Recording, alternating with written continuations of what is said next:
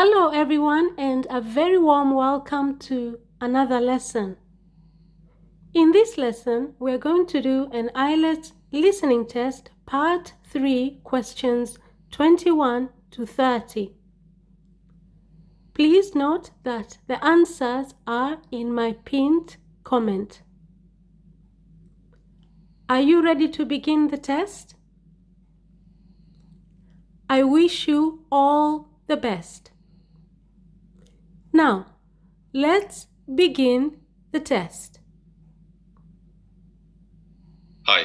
Okay, so you're John and Sarah, I'm Neil, and you're having some problems with a project you're doing on the marketing module of the Business Studies course. Is that right? Yes, it's the one where we have to read the case studies of 6 businesses and assess their marketing and identify the main problems each one had. So what exactly is the problem? Well, we've been doing quite a lot of reading for it. Some of the readings we've looked at are quite difficult, but we still understand them and they're interesting, so that's okay. It's taking a lot longer than we thought though, so we're wondering if we can have an extension. We have a lot of other assignments too. Well, extensions can be granted. However, it sounds like you're having issues with the planning of your time.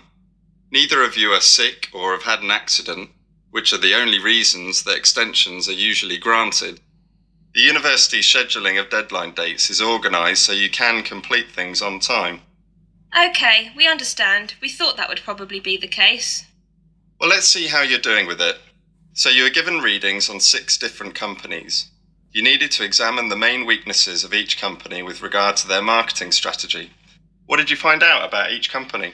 Let's start with Stack Stationery. They were very experienced in marketing as they have been in the stationery market for such a long time. Their profits have generally tended to increase continuously for many years.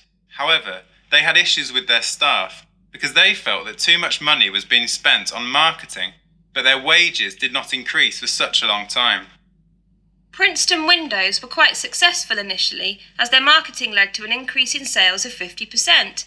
However, this decreased again after a few months, so it just led to profits for a short time. They need to think about how they can sustain any increase in profits for longer periods. MK Cars focused on the wrong thing because they didn't really understand who their target market was. Most of their buyers of cars are young people, but they advertised in newspapers that older people usually read. It would have been better to go for magazines popular with the younger generation. You must learn everything you can about who you are selling to. Lakeside Golf was probably the most successful of the 6 companies. They managed to generate a long-term increase in membership over a 3-year period. The only real issue they had was that they weren't ready for the increase in numbers of people coming to play golf. So some people started to complain about the service there. Bryson's Meat seemed to be a bit of a disaster really all round. They actually saw a drop in their numbers of buyers, though it seems fairly sure that this was related to other problems outside of the company, rather than their marketing. There was a scare about meat during the period we are studying, and that meant that people bought less, so it may not actually be the company's fault. Mojo's Music Shop, which sells CDs and DVDs, did pretty well.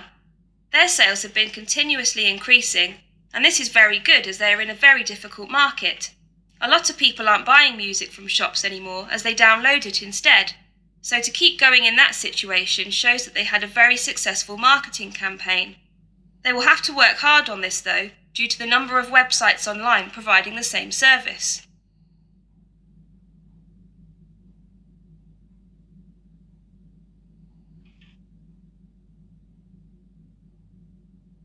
Well, from listening to what you've told me, it seems like you have a fairly good understanding. For the assignment, you also have to say what you think will happen in the future. Let's choose Mojo's Music Shop. What about you, Sarah? The company was established many years ago, and I'm fairly confident that this company can continue to be successful. As I said, they have shown that they have survived in a very competitive market. They had a very strong advertising campaign, and they seem very good at knowing where the market is going and how to change. What about you, John? Well, I'm not so sure actually. There are just so few music shops that manage to survive these days.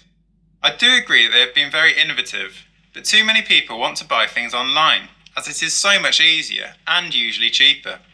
Most young people don't even have DVD players these days and just listen to things on their phones. So I think eventually they will cease operating like most others. That's two very different opinions. It's been said that they have a very good management team, but I'm not sure I agree with that, as they're a bit inexperienced. I would disagree with you, Sarah, and say actually that their advertising campaign, although good, needs to be improved and more original in order to keep sales high. As John says, it's such a competitive market, they need to do everything they can.